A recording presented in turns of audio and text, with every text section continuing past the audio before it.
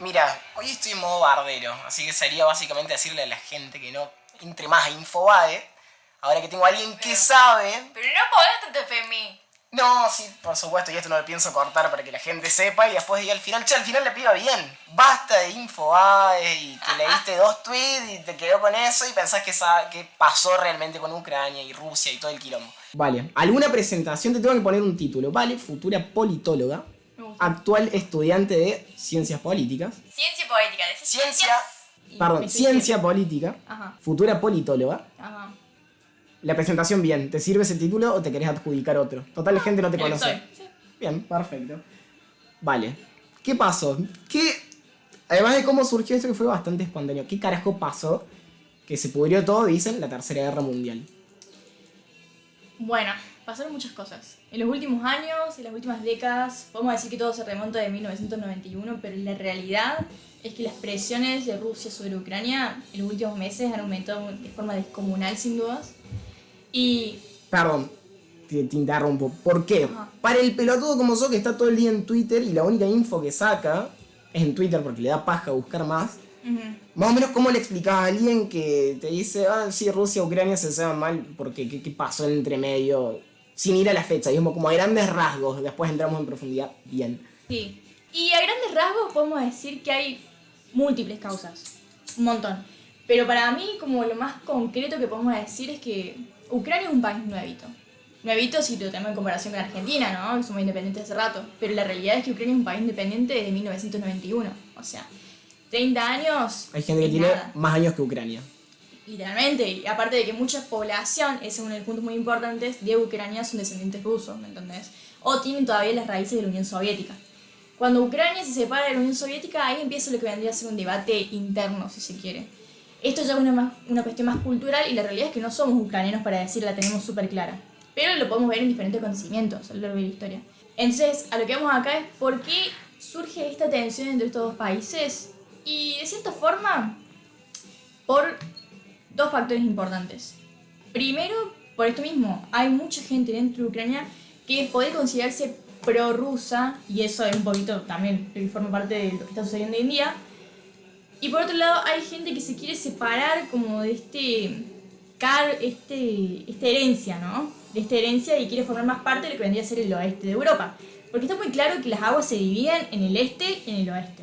¿Por qué esa gana de independencia de decir yo quiero ser parte de la Unión Europea? Justamente hay un documental en Netflix con el nombre en inglés que no voy a decir porque me da vergüenza, decirlo vos. Winter on Fire. Ese mismo, donde básicamente es todo un documental de 1 hora y media, bastante bueno, que la temática era esa: queremos pertenecer a la Unión Europea, no queremos este régimen.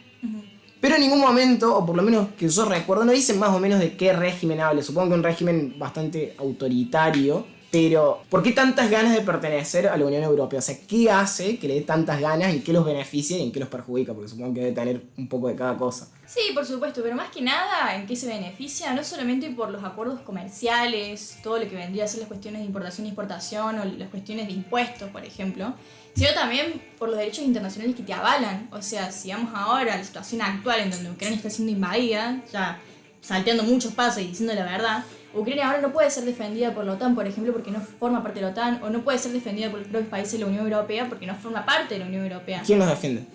Ellos mismos. En este momento ellos mismos. Pueden tener aliados de nombre, pero la realidad es que en cuestión armamentística, si bien algunos países le han enviado soldados, esa es la realidad, no pueden entrometerse en los asuntos de este país a nivel interno porque tampoco hay una asociación puramente explícita, un protocolo, como quien dice, que los ayude. Y hoy en día la realidad es que las reglas del juego a nivel internacional se guían por eso.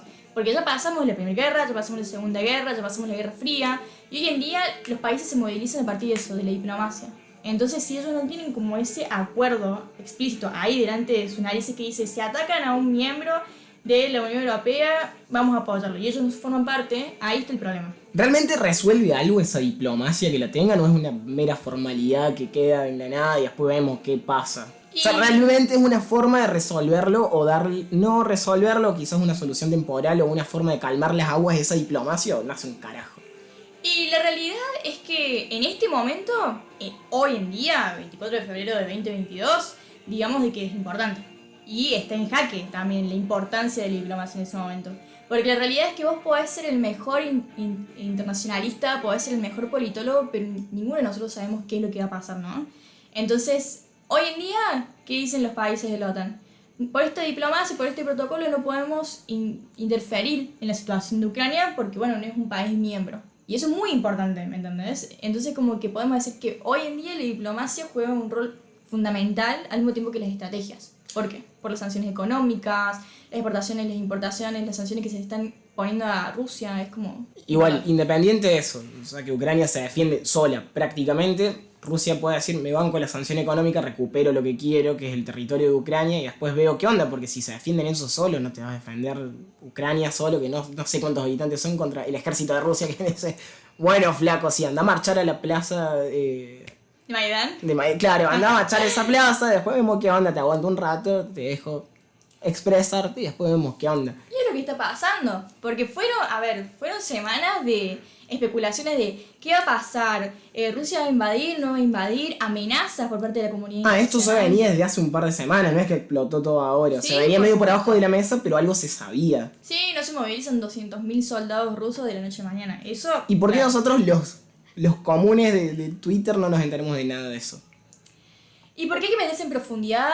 Hay que investigar, hay que agarrar y meterse a ver qué es lo que dicen la gente que sabe, principalmente, y qué es lo que dicen los políticos también.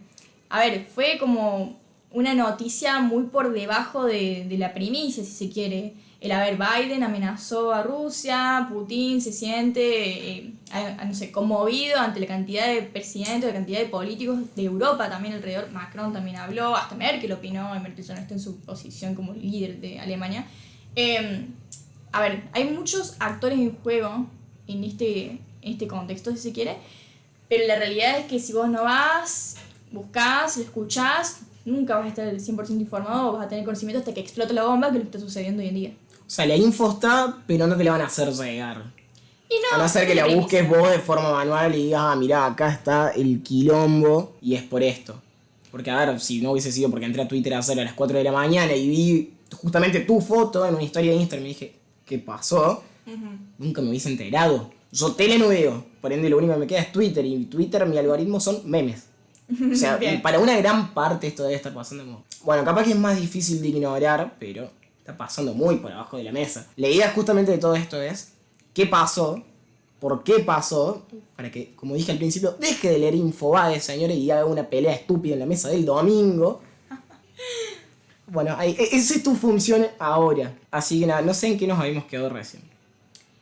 ¿Por qué están tan enfrentados en este momento Ucrania y Rusia? Bien, ¿desde cuándo empieza el quilombo? Hasta llegar así, medio cronológicamente hablando, de una forma como vos te sientas más cómodo, simplificado, porque si no puede durar 5 horas, y si tiene que durar 5 horas, va a durar 5 horas, a mí no me importa. Capaz. Y mis amigos no trabajan, así que es como... Por algo están escuchando esto. Claro. Pero bueno, se remonta a cientos de años, dependiendo de qué territorio estemos hablando en particular, pero... A ver, si vamos a hablar de la península de Crimea, tenemos que remontarnos al 1800, ¿me entendés? Pero para ser más actuales, para mí, todo inicia en lo que vendrían a ser los conflictos de la Revolución de la Dignidad, o también conocido como la Revolución de Maidán, que aparece en este documental de Winter on Fire, en el 2013, 2014, que empieza en 2013, termina en 2014, en cuanto a lo que sucede dentro de Ucrania.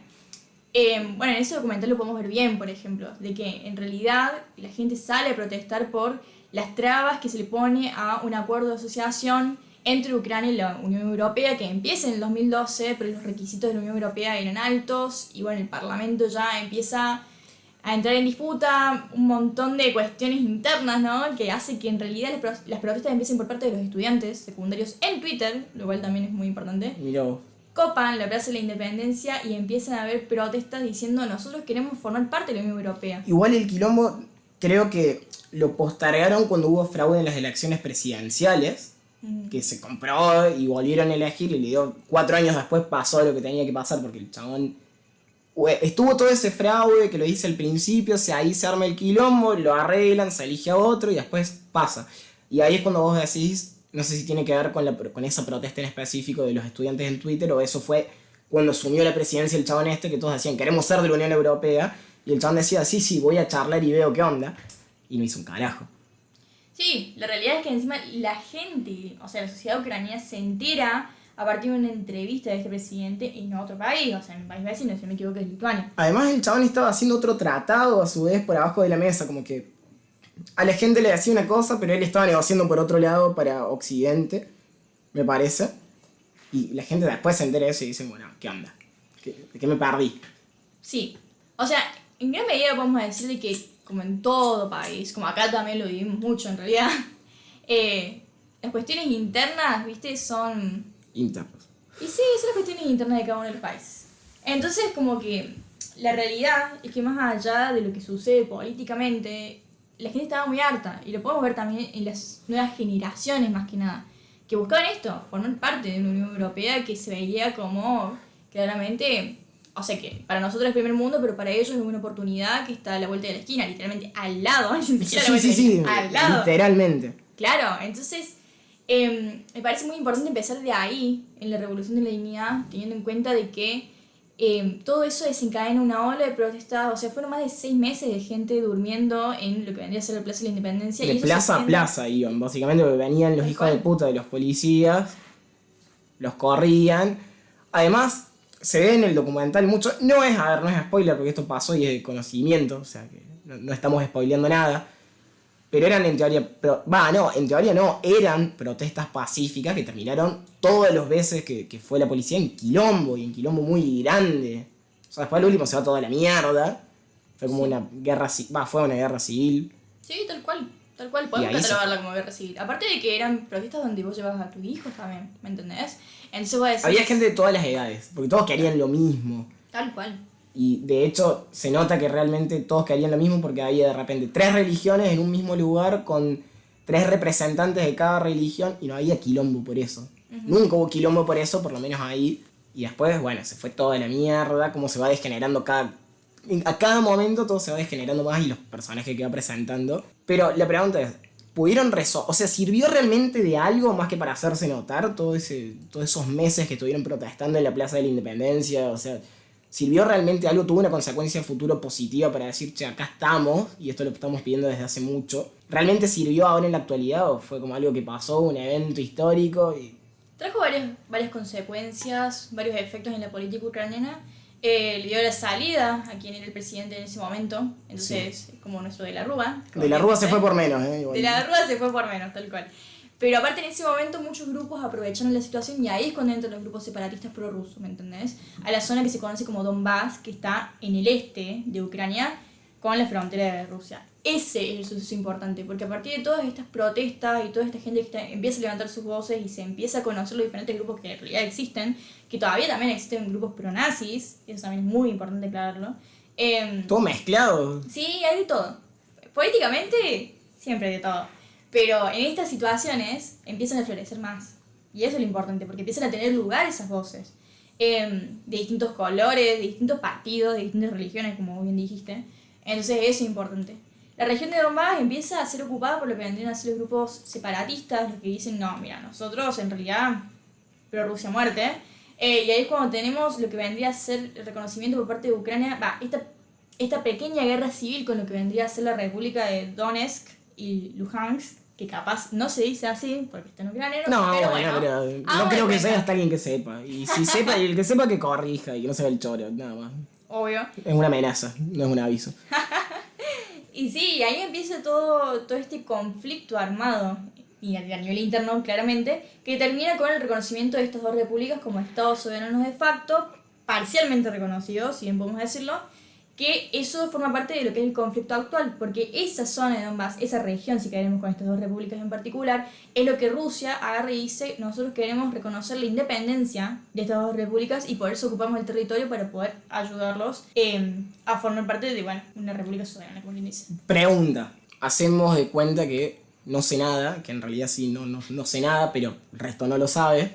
Recién dijiste que no me acuerdo exactamente cómo dijiste que se forman dos... Algo de facto, o sea, me olvidé. Esto sobre un de facto. ¿A qué te referís específicamente con eso? Porque yo me pongo del lado que el que va a escuchar. Si es que hay alguna forma de explicarlo, capaz que el que lo escucha dice, no, flaco, no hay mucho que explicar.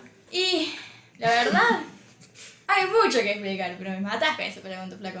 Esto sí lo va a tener que editar. Pero... Esto sí, bueno, parece que quiero ir al baño, que esto le pongo como con audio medio de radio, y pongo pausa ahora y lo dejamos resuelto. Prefiero. Basta de cháchara, basta de tertulia, prendete el pucho, hacé la seca tranquila. Nos quedamos, dijimos, bueno, voy al baño y vengo, seguimos grabando. No, entre medio pasaron muchas cosas. 6 meses después nos reencontramos. Buah, ahí pasó un montón. No, ¿qué estábamos hablando? Nos quedamos en los estados de facto. Nos quedamos en aquellos estados semi-soberanos, como quien dice, en el este de Ucrania. Sí. Exactamente, y te había pedido una explicación apta para todo público porque Claro, me podemos dejaste en bolas. podemos decir, resumidamente, que Ucrania lo reconoce como territorios temporalmente ocupados, ¿no? Porque estos grupos separatistas son vistos por Ucrania propiamente dicho como también de carácter terrorista, ¿no? Entonces, para... Como no, que terroristas. O sea, Y- reconocidos terroristas y nadie hace nada, ¿o qué acción tienen? Porque, a ver, reconocidos como estados terroristas, como, No, como grupos. Pero viste Bueno, como todo estamos grupo grupos, tiene ¿no? diferentes facciones, ¿no? sí. Entonces tenemos que tener en cuenta eso. Pero también frente a lo que vendría a ser lo que es más pacífico para los civiles, hay que tener en cuenta de que hay que tener en cuenta todas las circunstancias. Exactamente eso. ¿Hay alguna guerra pacífica? ¿Hay una guerra pacífica? Y es una Sin buena contar la pregunta. Guerra Fría. Estaba pensando lo mismo, pero la verdad es que es una pregunta sin respuesta capaz. Porque depende para cada uno que es pacífico. Porque es hay cosas subjetivo. que, bueno, de que podés decir, ay, bueno, si no hay violencia física, entonces podés considerarse una guerra pacífica. Pero en el medio no sabes la cantidad de violencia simbólica o también de las diferentes estrategias que puede llevar a cabo un país o un actor, como quien dice, internacional. Y retomando lo que venimos hablando, no recuerdo cuál fue la última pregunta que te hice, porque no te voy a mentir, no me acuerdo. Y no lo escuché, porque no supe cómo. Bueno, estamos hablando, volviendo al tema principal, porque creo que nos fuimos medio por las ramas.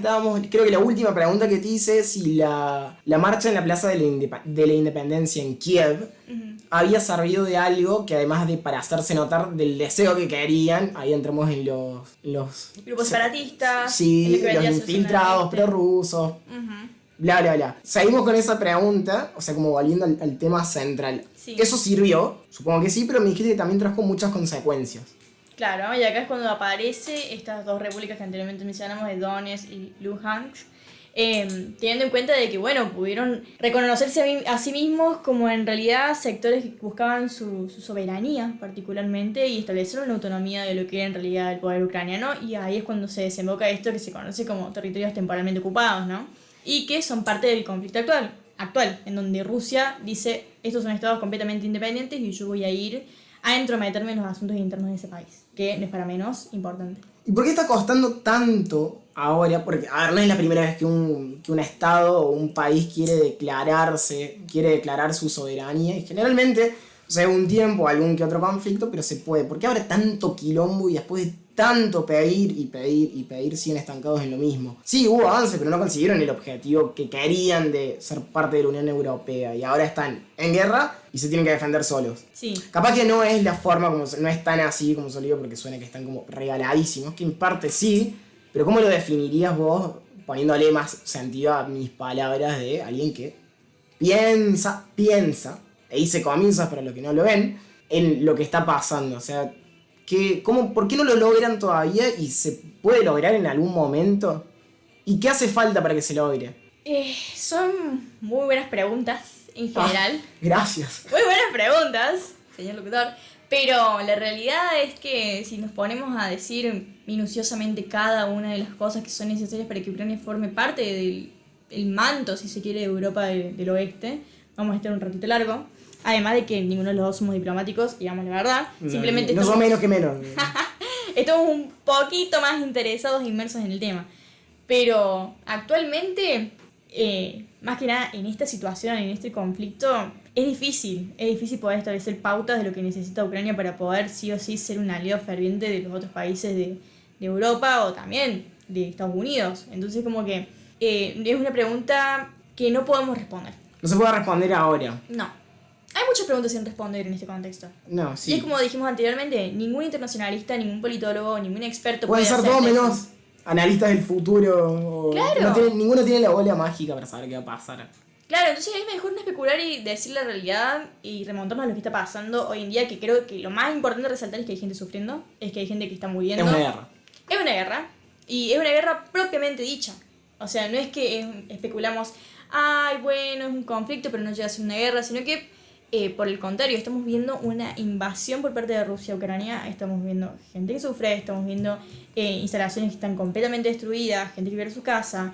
Entonces, si vamos a ese punto, lo más importante hoy en día, más allá de la diplomacia y todos los artículos que podemos agarrar y decir acá en vivo y podemos buscar en internet, la realidad es que nos preocupa esta situación y es de preocupación internacional por esto mismo, porque hay un país que está entrando en guerra y porque tiene tanta atención también al mismo tiempo, porque es un país... ¿Potencia? Bueno, sí, si tenemos en cuenta a Rusia como una potencia, sí, pero más que nada son países europeos, en realidad. Porque si no fuesen europeos, todos los días sería primicia Siria o sería primicia el Medio Oriente, ¿no? Nadie sabe, o sea, no sé si vos, yo por lo menos hablo por mí, yo no sé cómo está ese tema ni nada, no vamos a entrar mucho en profundidad, pero no desvierran porque no nos cuesta mucho tampoco. Haría falta otro podcast Sí, de Medio Oriente. 100%. ¿Qué puede ser? Entonces, a lo que yo, o sea, tomando en cuenta lo que dijiste recién, diplomáticamente no lo van a lograr, la única forma casi de lograrlo es con violencia de por medio y alguna revolución que surja en el... O sea, tiene que haber un sacrificio de mucha violencia y varias personas para que eso se logre. Es pregunta, no lo estoy afirmando. Para que se den un acuerdo y esto se llegue Sí, a fin. y logren lo que quiere, que Ucrania logre lo que quiere, que es la pertenencia a la Unión Europea, que alguien que lo respalde. En este momento, más que pertenecer a la Unión Europea, porque eso ya fue un conflicto muy decisivo en el 2014, yo creo que su búsqueda es no perder el territorio que está ocupando Rusia en este momento. Tanto en lo que vendría a ser el este, como parte del sur, como parte del norte, que también está siendo invadida, teniendo en cuenta que Rusia es aliada ferviente de Bielorrusia y están ingresando por su territorio a la zona norte de Ucrania, lo cual no es un dato menor. Pero, a ver, Ucrania lo que busca en este momento es poder recuperar esos territorios que están siendo invadidos y, a ver, disminuir la mayor cantidad de daños posibles o potenciales, ¿no? Sí. Entonces, yo creo que por ese lado es la prioridad de este país. Y por el otro, ¿cómo se va a solucionar esto? Es una pregunta, insistimos, sin respuesta. Básicamente, va a correr sangre hasta que algo pase y sea decisivo. Pero ahora justo la otra pregunta que mientras te escuchaba. ¿Por qué tanto interés de Rusia en ese territorio? Además de todo lo que mencionamos antes. ¿Hay algún interés económico? ¿Hay petróleo? ¿Qué hay? ¿Hay una posición estratégica para poder atacar o para poder defenderse? O sea, porque Rusia tiene un terreno muy grande, un territorio muy grande. ¿Por qué particularmente el quilombo ahí? ¿Qué hay detrás de todo este quilombo? ¿Hay algún interés que sea, no sé, tienen mucho petróleo o tienen alguna mina o tienen el suelo algo que no sé? Bien. No siendo ucraniana ni mucho menos experta en Ucrania, te voy a decir de que hay varios intereses.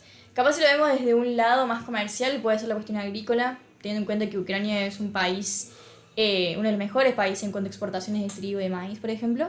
Por otro lado, también podríamos decir de que hay una cuestión más que nada estratégica si hablamos de seguridad internacional y de geopolítica.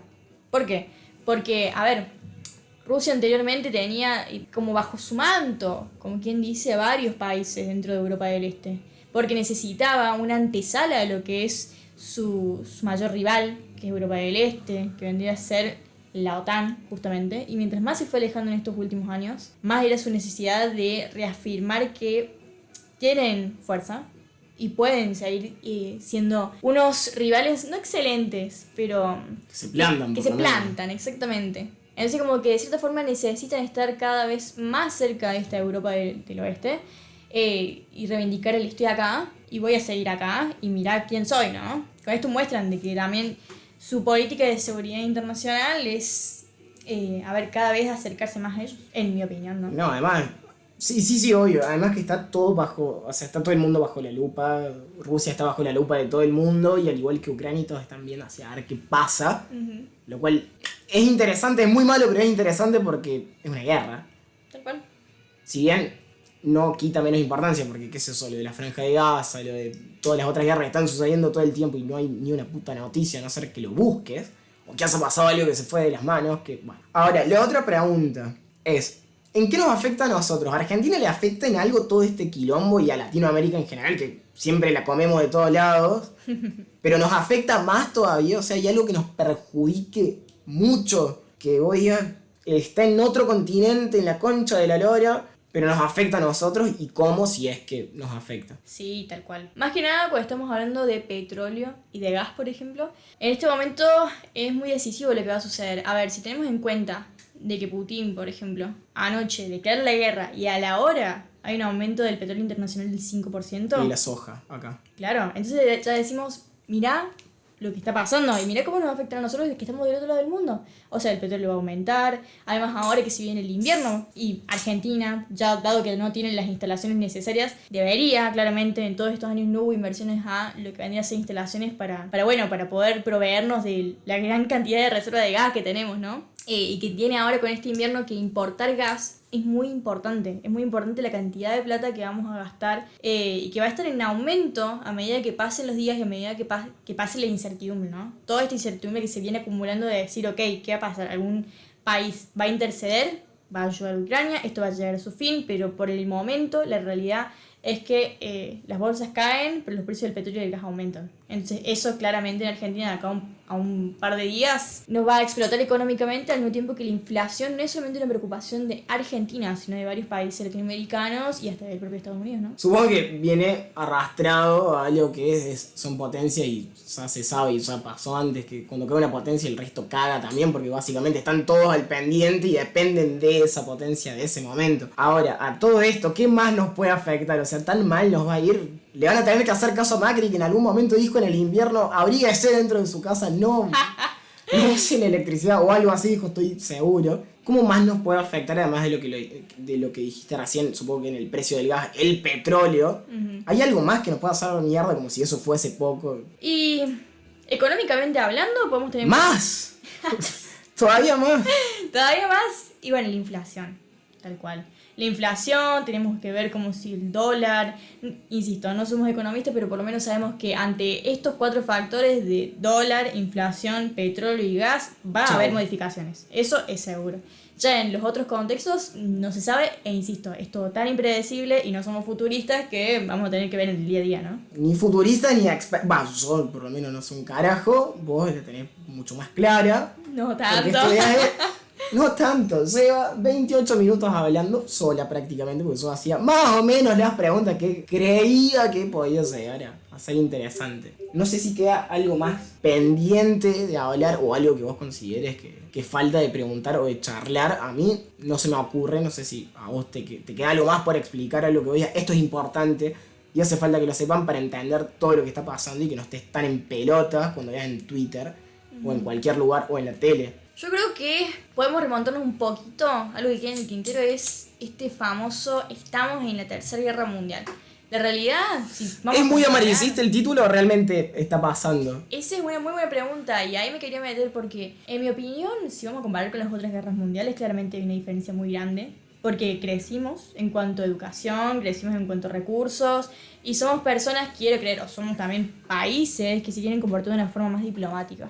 O sea, eso queda en claro cuando hoy la OTAN agarró y dijo de que en realidad no van a invadir, sino que van a poner sanciones económicas y dejar de exportar a Rusia. Eso es importante, o sea, muestra un cambio por ahora hasta el día de hoy, 24 de febrero, insistimos, en lo que vendría a ser las dinámicas que se llevan a cabo internacionalmente, ¿no? Entonces, para mí, lo que queda en el tintero es esto de agarrar y decir, ok, ¿cómo son las reglas del juego a nivel internacional? ¿No? Porque cada etapa histórica, si uno quiere, está determinada por actores que toman la vara y dicen cómo van a hacer las cosas, ¿no? Durante la Guerra Fría era, Rusia, Estados Unidos, y ahí vimos una bipolaridad.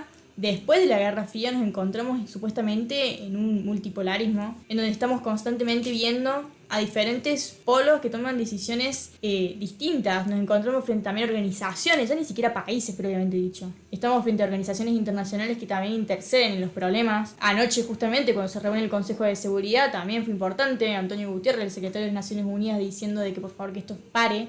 Hay varios actores, ya no es solamente Biden, ya no es solamente Putin. Todo el mundo y todos los actores que interceden están ahí buscando una solución que no sea propiamente lo físico. Claro, la guerra física que anteriormente era la única solución. Entonces eso es importante. Y seguir paso a paso estas diferentes estrategias, estas diferentes dinámicas, es lo que va a llevar, esperemos todos, a un arreglo y a una solución para que, por favor, las personas dejen de sufrir en Ucrania. Esa es la realidad. Bien, ¿y hay vuelta atrás de eso? O sea, ¿puede llegar a pasar a mayores? ¿Puede incrementarse e ir a peor? Recién estábamos leyendo, ahora que son las casi 11 de la noche, 11 menos 5...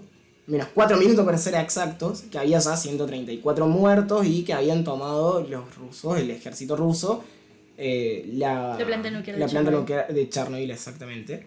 ¿Eso va a ir escalando, va a ir a más? ¿O va a llegar hasta acá y le van a decir, paremos y vemos qué onda? Creo que eso también depende y vamos a estar frente a la incertidumbre de decir cuál va a ser el límite de los rusos, ¿no? ¿Cuál va a ser el límite de Putin? Según lo que dijo Putin, no es su objetivo tomar Ucrania, sino que por el contrario, sus objetivos claros es declarar la independencia de estas dos repúblicas, apoyar a estos grupos separatistas, buscar sacar las ideas nazis, en algún punto también se dijo. Pero la realidad es que no se sabe y vamos a ir entendiéndonos a medida que pasen las horas. O sea, señora, prenda la tele, prenda la radio, use Twitter, haga lo que pueda y estar actualizándose el tema. O sea que esto podría estar en vivo durante mucho tiempo y estaría todo el tiempo actualizándose. O Tal sea, cual. la idea de esta charla, fue poner en contexto a la mayoría que no va a buscar, porque sean sinceros, no van a buscar un carajo, y si no hubiese sido por vos y por cómo charlamos anoche, dijimos, bueno,